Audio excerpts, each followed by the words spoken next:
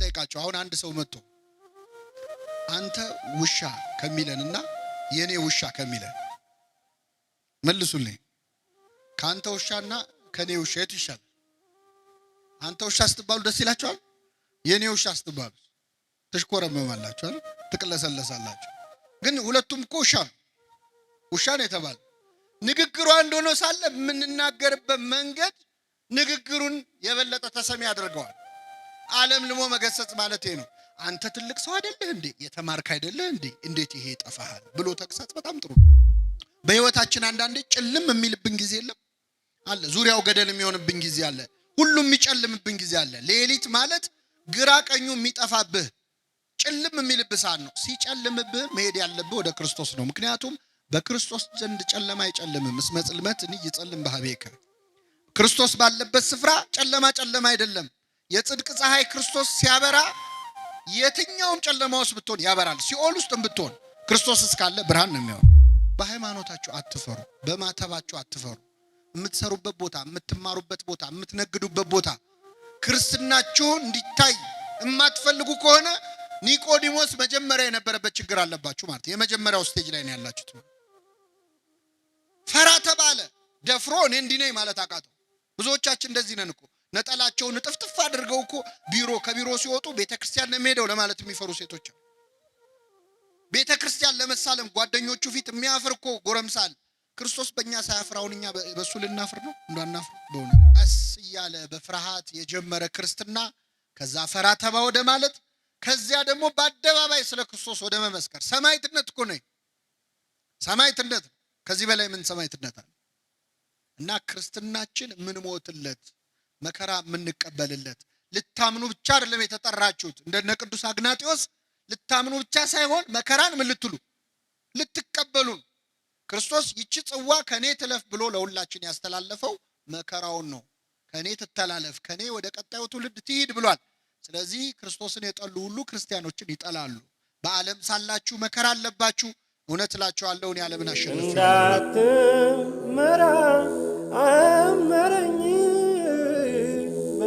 ትምህርታችን ርዕስ የሚሆነው የኒቆዲሞስ ክርስትና የሚል ይሆናል። በዚህ ርዕስ ለጥቂት ደቂቃዎች የእግዚአብሔርን ቃል እንማራለን። የአባቶቻችን ለነቢያት፣ ለአባቶቻችን ለሐዋርያት፣ ለሐዋርያውያን አበው፣ ለሊቃውንት በጉባኤያቸው ተገኝቶ ምስጢሩን ጥበቡን ገልጦ እግዚአብሔር እንዲያስተምረን ቅዱስ ፈቃዱ ይሁንልን። የትምህርታችን ርዕስ ምንድነው? የኒቆዲሞስ ክርስትና በሚል ርዕስ እንማራለን። በዮሐንስ ወንጌል ምዕራፍ 3 ከቁጥር 1 ላይ ያለው የወንጌል ክፍል እንዲህ ብሎ ይጀምራል። ከፈሪሳውያን ወገን የአይሁድ አለቃ የሆነ ኒቆዲሞስ የሚባል አንድ ሰው ነበረ። እርሱም በሌሊት ወደ ኢየሱስ መጥቶ መምህር ሆይ እግዚአብሔር ከእርሱ ጋር ከሆነ በቀር አንተ የምታደርጋቸውን እነዚህን ምልክቶች ሊያደርግ የሚችል የለምና መምህር ሆነህ ከእግዚአብሔር ዘንድ እንደመጣህ እናውቃለን አለው ይላል። እንግዲህ አሁን ያነበብነው የወንጌል ክፍል እዚህ ጉባኤ ላይ ያላችሁ ሁላችሁም በሕይወት ዘመናችሁ ለመጀመሪያ ጊዜ የሰማችሁት ወንጌል ይሄ ነው። ለመጀመሪያ ጊዜ ከኔ ጋር ናችሁ? ለመጀመሪያ ጊዜ ወደ ቤተ ክርስቲያን የመጣችሁት መቼ ነው? ለመጀመሪያ ጊዜ ቤተ ክርስቲያን የመጣችሁት መቼ ነው? ክርስትና ስንነሳ አይደለም? ክርስትና ስንነሳ የሚነበበው የወንጌል ክፍል ይሄ ነው። እና ትዝ አይላችሁ ምንም? እንደው አሁን ስታስታውሱ በእርግጥ ጡት እየጠባችሁ የዛኔ ቢዚ ነበራችሁ። ግን ክርስትና ስንነሳ ሕፃንም ሆነን ቢሆን ስጋችን ሕፃን ቢሆን ነፍሳችን ሕፃን አይደለችም አይደለም? ስጋ ባይሰማ ማን ይሰማል? ነፍስ ይሰማል። ይህ የወንጌል ክፍል ሁላችን ስንጠመቅ ቅድስት ቤተክርስቲያናችን አንብባ ሀብተ ክርስትናን የመንፈስ ቅዱስ ልጅነትን የሰጠችን አሁን ያነበብነውን የወንጌል ክፍል በማንበብ ነው። እና ኒቆዲሞስ በእኛ ክርስቲያናዊ ሕይወት ውስጥ ከወንጌል ጋር ስንተዋወቅ መጀመሪያ የሰማነው ድምፅ ነው፣ የመጀመሪያ ስም ነው። እንግዲህ ኒቆዲሞስን የምናገኘው በዮሐንስ ወንጌል ምዕራፍ 3 ላይ ነው ለመጀመሪያ ጊዜ ስሙን የምናገኘው። ከዮሐንስ ወንጌል ውጭም ሌላ ወንጌል ላይ ስሙን አናገኘውም። ኒቆዲሞስ የአይሁድ አለቃ ነበረ ብሎ ነው የሚጀምረው ዮሐንስ ወንጌል ምዕራፍ 3። ኒቆዲሞስ አለቅነቱ ስለ 3 ነገሮች ነው። የመጀመሪያው ኒቆዲሞስ በጣም ባለጸጋ ነበረ፣ ባለ ሀብት ነበረ። ብዙ ገንዘብ ያለው ሰው ነበር። ሁለተኛ ትልቅ ሹመት ደግሞ ነበረው። የአይሁድ ሸንጎ የምክር ቤት አባል ነበረ።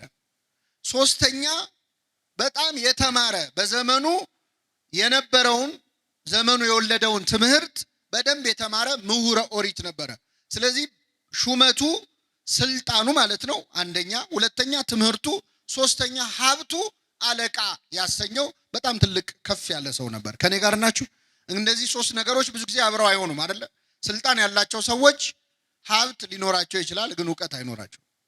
እውቀት ያላቸው ሰዎች ደግሞ ሀብት አይኖራቸው አይደለም? ብዙ ጊዜ አይገጥምም፣ አብረው አይሄዱም። ኒቆዲሞስ ግን ሶስቱን ነገሮች አስተባብሮ ያዘ። ትልቅ ሹም ነበረ።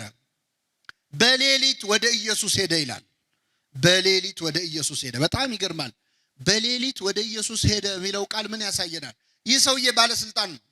ባለስልጣኖች ሌሊት የት ነው የሚሄዱት? ባለጸጋ ነው። ባለጸጎች ሀብት ያላቸው ሰዎች የት ነው የሚሄዱት? ሌሊት የት ነው የሚያሳልፉት? ወደ ጭፈራ ቤት ነው፣ ወደ መጠጥ ቤት ነው፣ ወደ ስካር ነው፣ ወደ ኃጢአት ነው።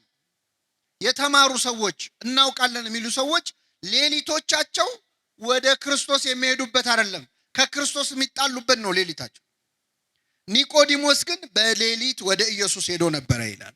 የመጀመሪያው ሰዓታት ቋሚ፣ የመጀመሪያው ማህሌት ቋሚ፣ ትጋሃ ሌሊት የሚያውቅ የሌሊቱን ግርማ ሌሊቱን ጸባ አጋንንቱን ድምፅ አራዊቱን ሳይፈራ በሌሊት ወደ ክርስቶስ ይገሰግስ ነበር። ወደ እሱ የምንገሰግስበትን ኃይል ያድለን አምላካችን። ስለዚህ ኒቆዲሞስ በሌሊት ወደ ኢየሱስ ሄዶ ነበር። ይሄ ትጋቱን ያሳያል። ለእኛ ደግሞ የሚሰጠን ትምህርት ምንድን ነው? በሌሊት ወደ ክርስቶስ መሄድ እንዳለብን ያሳያል። ልክ እንደ ኒቆዲሞስ ወደ ክርስቶስ በእግራችን መሄድ ብቻ አይደለም። ሌሊት ማለት ጨለማ ማለት ብቻ አይደለም። ክርስቲያኖች በህይወታችን አንዳንዴ ጭልም የሚልብን ጊዜ የለም አለ። ዙሪያው ገደል የሚሆንብን ጊዜ አለ።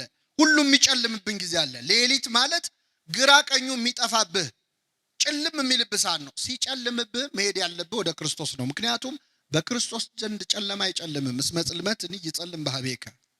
ክርስቶስ ባለበት ስፍራ ጨለማ አይደለም። የጽድቅ ፀሐይ ክርስቶስ ሲያበራ የትኛውም ጨለማ ውስጥ ብትሆን ያበራል። ሲኦል ውስጥም ብትሆን ክርስቶስ እስካለ ብርሃን ነው የሚሆነው። እና ኒቆዲሞስ በሌሊት ወደ መድኃኒታችን ወደ ኢየሱስ ክርስቶስ ቀረበ ይላል። ወደ እሱ እንድንቀርብ አምላካችን ይርዳን። ቀረበና ምን አለው? መምህር ሆይ እግዚአብሔር ከእርሱ ጋር ከሆነ ሰው በቀር አንተ የምታደርጋቸውን ተአምራት ሊያደርግ የሚችል ማንም የለም። ስለዚህ ከእግዚአብሔር ተልከህ እንደመጣ እናውቃለን አለው። ተመልከቱ እንግዲህ መድኃኒታችን ኢየሱስ ክርስቶስ በዮሐንስ ወንጌል ምዕራፍ 2 ላይ ከዚያ በፊት ተአምር ሲሰራ ነበር። በቃና ዘገሊላ ውሃውን ወይን አድርጎ ነበር። ከዚያም በጌርጌሴኖን ወርዶ ተአምር አድርጓል። ይህን ተአምር ሰምቷል ኒቆዲሞስ። ምን አለው? መምህር ሆይ አለው። የመጀመሪያው ንግግር መምህር ሆይ ነው። እሱ መምህር ነኝ ብሎ አልተኮፈሰም። ክርስቶስ ከናዝሬት ነው የመጣው ብሎ አልናቀው። መምህር ሆይ አለው። ከዛስ እግዚአብሔር ካንተ ጋር እንደሆነ አንተ የምታደርገውን ታምራት እግዚአብሔር ከእርሱ ጋር ከሆነ በቀር ሊያደርግ የሚችል እንደሌለ ከእግዚአብሔር ተልከህ እንደመጣን እናውቃለን አለ። ራሱን ብቻ አይደለም የወከለው፣ ሌሎች አይሁድ ሹማምንትም እንደኔ አንተ በእርግጥ ከእግዚአብሔር ተልከህ እንደመጣ እናውቃለን ብሎ ለክርስቶስ መሰከረ። ጌታችን ምን ብሎ መለሰለት? እውነት እውነት እልሃለሁ ሰው ዳግመኛ ካልተወለደ በቀር የእግዚአብሔርን መንግስት ሊያይ አይችልም አለው። በጣም ይገርማችሁ። ጥያቄውና መልሱን ተመልከቱ። ኒቆዲሞስ ለክርስቶስ ሙገሳን ያቀረበለት መምህር ሆይ አንተ የምትሰራውን እግዚአብሔር ከረዳው በቀር እኮ ማንም አይሰራውም። አንተ እኮ ከእግዚአብሔር የተላክ መምህር ነህ ብሎ መምህሩን አመሰገነ፣ አወደሰ። ክርስቶስ ግን ምን አለው? መምህርን በማወደስ አይደለም የምትድነው አለ። እኔን በማመስገን አይደለም የምትድነው። ሰው ዳግመኛ ዳግመኛ ካልተወለደ በቀር የእግዚአብሔርን መንግስት ሊያይ አይችልም አለው። በጣም ይገርማል። ካልተጠመቀ በቀር ማለት ነው በኋላ ትርጉሙ። ይህንን ሲለው ኒቆዲሞስ በጣም ገረመው። ምን ማለቱ ነው? ከዛ ጠየቀ። ይህ እንዴት ሊሆን ይችላል? ሰው ዳግመኛ ወደ እናቱ ማህፀን ገብቶ ተመልሶ ሊወለድ ይችላልን ብሎ ጠየቀ። ክርስቶስ መለሰለት፣ እውነት እውነት እልሃለሁ ሰው ዳግመኛ ከውሃና ከመንፈስ ካልተወለደ በቀር የእግዚአብሔር መንግስት ሊያይ አይችልም አለ። ከምንና ከምን? ከውሃና ከመንፈስ አለ። ምን ማለት ነው ከውሃና ከመንፈስ? ምስጢረ ጥምቀትን ነው የሚያሳየው። አባቶቻችን ክርስትና ሲያነሱን በሚጸልዩት ጸሎት ለመጠመቅ የተዘጋጀው ውሃ ወደ ማየገቦ ይለወጣል። ወደ ክርስቶስ ከጎኑ ወደ ፈሰሰው ደም ይለወጣል፣ ውሃ ይለወጣል። የጎኑን ውሃ ተጠምቀን የጎኑን ደም ጠጥተን ነው ክርስቲያን የሆን ነው። ስለዚህ ጸሎት ተደርጎበት ውሃው ወደ ማየገቦ ይቀየራል። ውሃና መንፈስ ናቸው ለኛ መወለድ ምክንያት የሆኑት። ሰው ከውሃና ከመንፈስ አባቶቻችን ይላሉ ከአብራከ መንፈስ ቅዱስ ከማህፀነ ዮርዳኖስ እንደ ባልና እንደ ሚስት አንድ ሕፃን ልጅ ሲወለድ ከአባቱ አብራክ ከእናቱ ማህፀን ነው የሚወለደው። እንደ አብራክ መንፈስ ቅዱስ እንደ ማህፀን ደግሞ ዮርዳኖስን አድርጋ ቤተክርስቲያን ጥምቀትን ዳግም ልደት ትላለች።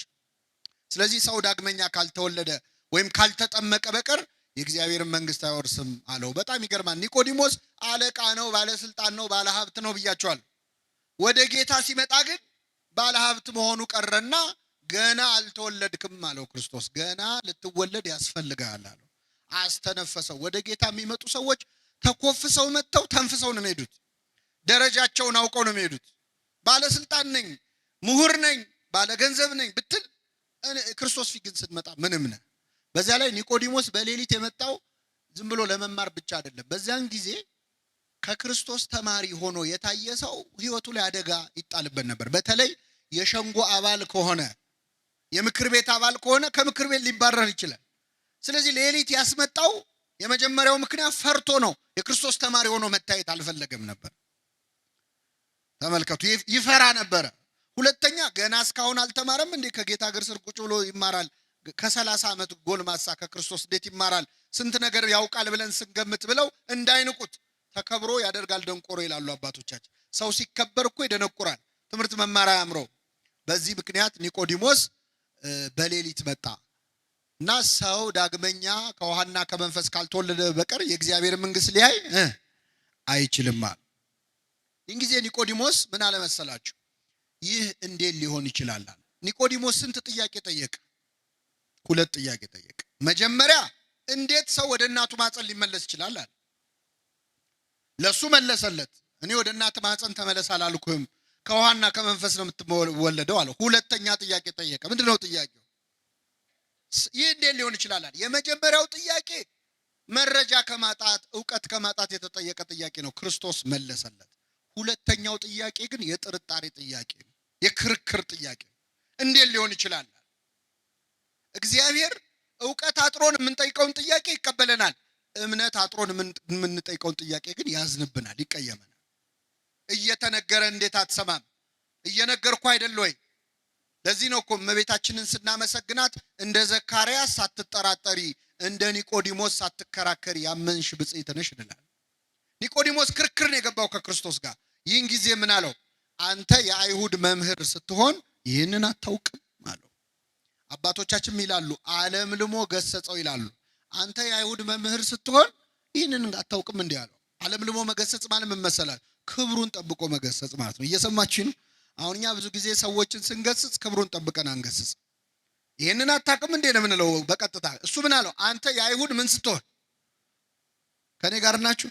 እስቲ ልጠይቃችሁ። አሁን አንድ ሰው መጥቶ አንተ ውሻ ከሚለንና የኔ ውሻ ከሚለን መልሱልኝ። ካንተ ውሻና ከኔ ውሻ የቱ ይሻላል? አንተ ውሻ ስትባሉ ደስ ይላችኋል? የኔ ውሻ ስትባሉ ትሽኮረመማላችሁ አይደል? ትቅለሰለሳላችሁ። ግን ሁለቱም እኮ ውሻ ነው የተባለ። ንግግሩ አንድ ሆኖ ሳለ የምንናገርበት መንገድ ንግግሩን የበለጠ ተሰሚ ያደርገዋል። ዓለም ልሞ መገሰጽ ማለት ነው። አንተ ትልቅ ሰው አይደለህ እንዴ? የተማርክ አይደለህ እንዴ? እንዴት ይሄ ይጠፋሃል ብሎ ተግሳጽ በጣም ጥሩ ነው። ክርስቶስ የማያስተምረን የለም እኮ አክብሮ። አንተ የአይሁድ መምህር ስትሆን፣ የእስራኤል መምህር ስትሆን እንዴት ይህችን ነገር አታውቅም አለው ክርስቶስ። ከዚያ ምን አለ? ከስጋ የተወለደ ስጋ ነው፣ ከመንፈስ የተወለደ ምንድን ነው? መንፈስ ነው። ከመንፈስ ትወለዳላችሁ ስላልኩ አታድንቅ። ማለት የምትወለዱ ልደት የስጋ ልደት አይደለም፣ መንፈሳዊ ልደት ነው። ነፋስ ከየት እንደሚመጣ ወዴት እንደሚሄድ አይታወቅም። መንፈስ ቅዱስም ከየት መጥቶ ሕፃኑ ላይ እንደሚያድር ሲጠመቅ ተጠምቆ ልጅነት መቼ እንደሚሰጠው አይታወቅም። ይሄ የመንፈስ ቅዱስ ስራ ነው ብሎ ኒቆዲሞስን በሌሊት አፍሮ ወደ ክርስቶስ የመጣውን ተማሪ አስተማረው። የኒቆዲሞስን እድል ለሁላችን ያድለን። ይሄ የመጀመሪያው ኒቆዲሞስ ክርስትና ሲጀምር የተከሰተ ታሪክ ነው። ኒቆዲሞስን የዮሐንስ ወንጌል ላይ ግን የምናገኘው 3 ቦታ ነው። ለሁለተኛ ጊዜ ኒቆዲሞስን የምናገኘው የዮሐንስ ወንጌል ምዕራፍ 7 ላይ ዮሐንስ ወንጌል ምዕራፍ 7 ላይ አንድ ነገር ተከሰተ። ክርስቶስ ሲያስተምር ሰዎች በትምህርቱ ጣዕም በጣም ከመደሰታቸው ብዛት በዋለበት እየዋሉ ባደረበት እያደሩ ቃሉን ይሰማሉ። እና ክርስቶስ ሲያስተምር ሰው የበዛ የጌታ ተከታዮች ብዙ እየሆኑ መጡ። ጸሐፍት ፈሪሳውያን ደስ አላላቸው። ይሄ ነገር ያሰጋናል አሉ። መጨረሻ ሁለት ወታደሮች ሮማውያን ጠሩና ደና ጉልበት ያላቸው እንደው ጠብደሎቹ ጠሩና ሂዱና የናዝሬቱን ኢየሱስን አስራችሁ ይዛችሁልን ኑ አሏቸው። እሺ ብለው እነዚህ ሁለት ወታደሮች ክርስቶስን ሊይዙ ጉዞ ጀመሩ። ከኔ ጋር ናችሁ? እግዚአብሔር ከሁላችን ጋር ይሁን። ከዛ ሁለት ወታደሮች ጌታን ሊይዙ ሲሄዱ ልክ እንደዚህ ጉባኤ ክርስቶስ ህዝቡን ሰብስቦ እያስተማረ ነው። ወታደሮቹ ቆይ ትምህርቱን ይጨርስና ትምህርቱን ጨርሶ ሲወርድ እናስረዋለን ብለው ቁጭ እንበል ብለው ቁጭ አሉ። እያስተማረ ያለው ማን ነው? የኛን የኃጢአተኞቹን ትምህርት እኮ ቁጭ ብላችሁ ትሰማላችሁ። የክርስቶስ ትምህርት እንዴት አይነት ነው? የሱን ድምጽ መስማት ብንችል ደስ አይላችሁ? ብፁዕ ቅዱስ አቡነ ሺኖዳ ምን ነው ዛሬ አገሩን ያጥለቀለቀው የድምጽ መቅረጫ መሳሪያ ጌታ በነበረ ጊዜ በኖረ ኖሮ ይላሉ። ምን ነው ድምጹን በሰማ ነው ተቀርጾ በቀረ ኖሮ። አስባችሁታል? የጌታን ድምጽ ብንሰማው የሱ ድምጽ እኮ ይሰራል። አላዛር ውጣ ሲል ሙቱ ከመቃብር ምን ይላል? ይወጣል። አቤት ድምጹን ስንት በሽተኛ ፈውሰንበት ነበር እያሰማ። እና ቁጭ ብለው የጌታን ትምህርት ህዝቡ ሲማር ሁለት ወታደሮችም አብረው ቁጭ ብለው ሲማሩ ትምህርቱ መስጧቸው ቁጭ ብለው ደስ ብሏቸው ትምህርቱ ጨረሱና ትምህርቱ ሲያልቅ ረስተውት ወደ ቤታቸው ሄዱ። የመጡት ምን ሊያረጉ ነበር? ክርስቶስን ሊያስሩት። ክርስቶስ ሊያስሩት የመጡትን ሰዎች በትምህርቱ ጣዕም የሚያስረሳ ሰው ትምህርት ነው የሚያስተምረው ጌታ። ይገርማቸዋል። ወታደሮቹ ተመለሱ ወደ ጸሐፍት ፈሪሳውያን። የታል አሏቸው። ምኑ አሉ። እንዴ አስራችሁ ነው አልተባላችሁም ወይ? የታል ያዛችሁታል? እረኛ እስከ ዛሬ እንዲህ ያስተማረ ሰው አይተን አናውቅም እንዲህ ያለ ትምህርት ሰምተን አናውቅም አሉ። መሰከሩለት። ይህን ጊዜ ጸሐፍት ፈሪሳውያን ተበሳጩ። ምን አሉ መሰላል? እናንተ ወታደሮች ስለሆናችሁ ነው፣ ምንም ስለማታውቁ እውቀት ስለሌላችሁ ነው። የተማረ ሰው ብትሆኑ ኖሮ የሱን ትምህርት አትማሩም ነበር። እስቲ አንድ የተማረ ሰው ቁጭ ብሎ የሱን ትምህርት ሲማር አይታችሁ ታውቃላችሁ ያሉ? አንድ የተማረ ሰው እስቲ የሱ ተማሪ ያለው ያሉ አለ? የለም። ኒቆዲሞስ። ይሄ ወሬ ሲወራ ኒቆዲሞስ እዛ ቆሞ ይሰማል። እስቲ አንድ የተማረ ሰው ቁጭ ብሎ የጌታን ትምህርት ተምሯል ሲሉ ኒቆዲሞስ እዛ ቁጭ ብሏል። ኧረ እኔ ያለው ሄጄ እኮ በሌሊት ተምሬያለሁ እንዳይል ያስሩታል። ነገር ይመጣል። ዝም እንዳይል ደግሞ ቆጨው። እንዴት ያለ ነገር ነው! ተጨነቀ። ዝም እንዳይል የተማረው ትምህርት ቆጨው። ያንን ሁሉ ነገር ነግሮት በሌሊት ስለ ጥምቀት አስተምሮት እንዴት ዝም ይበል? እንዳይናገር ደግሞ የሚመጣበትን ያውቃል። ከዚያ ምን አለ? ሄደው ተምረው የክርስቶስን ትምህርት ሰምተው የመጡት ሁለት ወታደሮች ናቸው አይደል? እኛ ሄደን አልሰማንም፣ ባልሰማነው ነገር መፍረድ እንችላለን ወይ? ህጉ እኮ አይፈቅድም አለ ኒቆዲሞስ። ብልጥ አይደለም? ቢያንስ ዋናውን ባያነሳ ትንሽ ስብሰባውን መረበሽም ጥሩ ነገር ነው አይደል? ይሄ ምን ማለት መሰላችሁ? በሃይማኖታችሁ አትፈሩ፣ በማተባችሁ አትፈሩ። የምትሰሩበት ቦታ፣ የምትማሩበት ቦታ፣ የምትነግዱበት ቦታ ክርስትናችሁን እንዲታይ የማትፈልጉ ከሆነ ኒቆዲሞስ መጀመሪያ የነበረበት ችግር አለባችሁ ማለት። የመጀመሪያው ስቴጅ ላይ ነው ያላችሁት ማለት። ፈራ ተባለ፣ ደፍሮ እኔ እንዲህ ነኝ ማለት አቃተው። ብዙዎቻችን እንደዚህ ነን እኮ። ነጠላቸውን ጥፍጥፍ አድርገው እኮ ከቢሮ ሲወጡ ቤተክርስቲያን ነው የሚሄደው ለማለት የሚፈሩ ሴቶች አሉ። ቤተክርስቲያን ለመሳለም ጓደኞቹ ፊት የሚያፍር እኮ ጎረምሳል። ክርስቶስ በእኛ ሳያፍር አሁን እኛ በሱ ልናፍር ነው? እንዳናፍር በሆነ እና ኒቆዲሞስ ፈራ ተባብሎ እንዴ ህጋችን እኮ ሳያጣሩ መፍረድ አይፈቅድም አለ። ይህን ጊዜ አይሁድ አንተ እኮ ስላልተማርክ ነው ሊሉት አልቻሉ። አንተ አልተማርክም ሊሉት አልቻሉ። ምክንያቱም ኒቆዲሞስ ምን ያለ ሰው? የተማረ ሰው ነው። በቃ እንመርምር እስቲ ነቢይ ኬት እንደሚነሳ መጽሐፍን መንብር ብለው ተበተኑ ወደ የቤታቸው። ይሄ ሁለተኛው የኒቆዲሞስ ክርስትና ደረጃ ነው። የመጀመሪያው ፍርሃቱ ነው። ሁለተኛው ፈራ ተባ ያለበት ነው። ሶስተኛው ልንገራችሁና በቃለሁ። ኒቆዲሞስን ለሶስተኛ ጊዜ የምናገኘው በዮሐንስ ወንጌል ምዕራፍ 19 ላይ ነው። በዮሐንስ ወንጌል ምዕራፍ 19 ላይ ኒቆዲሞስ እንደ መጀመሪያው ቀን በሌሊት ፈርቶ ክርስትናውን በድብቅ ላድርግ ሳይል፣ እንደ ሁለተኛው ቀን ፈራ ተባ ሳይል በአደባባይ ክርስትናውን የገለጸበት ቀን። በአደባባይ መቼ ነው ካላችሁ ጌታችን መድኃኒታችን ኢየሱስ ክርስቶስ በመስቀል ላይ ተሰቅሎ በሞተበት ዕለት ዓርብ ዕለት ታስታውሱ ከሆነ ዓርብ ዕለት ጌታችን መድኃኒታችን ኢየሱስ ክርስቶስ 9 ሰዓት ላይ ነፍሱን ሰጠ። ልክ እንደሞተ አይሁድ ሐሳባቸው ምን እንደሆነ ታውቃላችሁ? መሰቀሉ ሳይበቃ የገሃነም ሸለቆ የሚባል አለ፣ ቆሻሻ መጣያ ቦታ። ስጋው እዛ እንዲጣል ነው የፈለጉት፣ እንዲቀበር አልፈለጉም። ማዋረድ ስለፈለጉ ማለት የሚቀብረው እንዲጠፋ። ይኸው መሲህ ቢሆን ኖሮ በእውነት እሱ ክርስቶስ ቢሆን ኖሮ እንዴት ስጋው እንዲተልከስክሱ ይወድቅ ነበር ለማለት እንዲያመቻቸው። ልክ ክርስቶስ ሲሞት ግን 2 የአይሁድ ሸንጎ አባላት ወደ ጲላጦስ ሄደው የኢየሱስን ስጋ ለመኑ ይላል። እስኪ በሉ የኢየሱስን ስጋ ለመኑ። ማናማ? ዮሴፍና ኒቆዲሞስ ናቸው። ኒቆዲሞስ ጌታ በሞተበት ዕለት በትክክል እምነቱን ገለጸ። በጣም የሚገርማችሁ ጌታ እኮ ሞቷል፣ አያየውም፣ ይታዘበኛል አይል፣ ሞቷል። በሞተበት ዕለት፣ ወዳጅ ባጣበት ዕለት፣ ደቀ መዛሙርት ሁሉ ጥለውት በሸሹበት ዕለት ከዮሐንስ በስተቀር ብቻውን በሆነበት ዕለት በአደባባይ በተሰቀለ ጊዜ ስጋውን ለመለመን ወደ ጲላጦስ ሄደ ይላል። እዚህ ላይ ለእኛ ትልቅ ትምህርት ነው። የኢየሱስን ስጋ ዮሴፍና ኒቆዲሞስ ሄደው ጲላጦስን የኢየሱስን ስጋ ለመኑት ይላል። ትልቅ ጸሎት ነው በእውነት። አሁን እኛ ላለመቁረብ ከምናቀርባቸው ምክንያት አንዱ ንስሐ አባቴ ጥሩ አይደሉም፣ በደንብ አይዙኝም፣ አይንከባከቡኝም፣ ፊታቸውን አጠቆሩብኝ፣ እንዲያርግ ያሉኝ፣ እንዲያታርጋሉኝ እያለ ከንስሐ የሚልቅ ሰው አለ። መለማመጥ አለ የማይፈልግ ማለት። ለክርስቶስ ስጋና ደም አይደለም ካህን ቀርቶ ጲላጦስም ይለመናል። ለመኑት፣ እባክህ የኢየሱስን ስጋ ስጠን አሉት። ጲላጦስ ምን አለመሰላችሁ? ከመቼው ሞተ አለ ይላል። ምን ማለት ነው? መስቀል ላይ ተሰቅሎ በ3 ሰዓት የሞተ ሰው የለም። ምክንያቱም መስቀል ላይ መሰቀል አይገልም እኮ በራሱ። ክርስቶስ እኮ መሰቀሉ አይደለም የገደለው። ከዚያ በፊት 6666 ጊዜ ምን ብሏል? ተገርፏል፣ ደክሟል። ስለዚህ መስቀል ላይ በቀረችዋ ሰዓት ስቃይ የተቀበለባት ሰዓት ነች። ፍቅሩን የገለጸ። የሚገርማችሁ ስለኛ ያን ሁሉ ስቃይ ተቀብሎ ሲቸነክሩት እንኳን አምጥተው ጠጅ ያጠጣሉ ሮማውያን። የሚቸነክሩት ሰው ትንሽ እንደው ቁስሉ እንዳይሰማው ጠጅ አጠጥተው ትንሽ ሰክሮ ደንዝዞ ህመሙ ሳይሰማው እንዲያልፍ ማለት። ክርስቶስ ግን ጠጅ ሲያመጡለት ተፋው ነው የሚለው። ስለኛ የሚቀበለውን መከራ በምንም መቀነስ አልፈለገም። ሁሉን ህመም ታሟል፣ ከራስ ፀጉሩ እስከ እግር ጥፍሩ ድረስ። ስለ መተላለፋችን ቆሰለ፣ ስለ በደላችን ታመመ። በእርሱ ቁስል እኛ ቁስል አሁን እንዴት ይፈውሳል? ቁስል እኮ ሲነካ ይጋባባል። የክርስቶስ ቁስል ግን የሚፈውስ ቁስል ነው። የሚፈውስ ህመም ነው። ታሞ ማዳን የሚችል ቁስል ነው። እና ዮሴፍና ኒቆዲሞስ ቀርበው ጲላጦስን ስጠን አሉት። ጲላጦስ ደብዳቤ ጽፎ ውሰዱ እሺ አላቸው። ዮሴፍና ኒቆዲሞስ ክርስቶስን ከመስቀል አወረዱት። አይሁድ እየገላመጧቸው፣ ጸሐፍት ፈሪሳውያን እያዩአቸው ስልጣናችን ገደል ይግባ ብለው ማለት። ኒቆዲሞስ ፈራ ተባ ማለቱን አቆመ። ክርስትናውን በአደባባይ ገለጸ።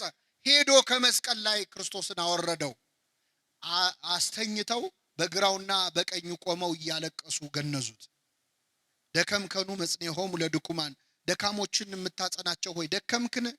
ሞትከኑ መንሥኤሆሙ ለሙታን፣ ሙታን የምታስነሳ ሆይ አንተ ሞትክን? እያሉ እያለቀሱ መገነዝ ጀመሩ። ይህን ጊዜ መላእክቱን ልኮ ነገራቸው።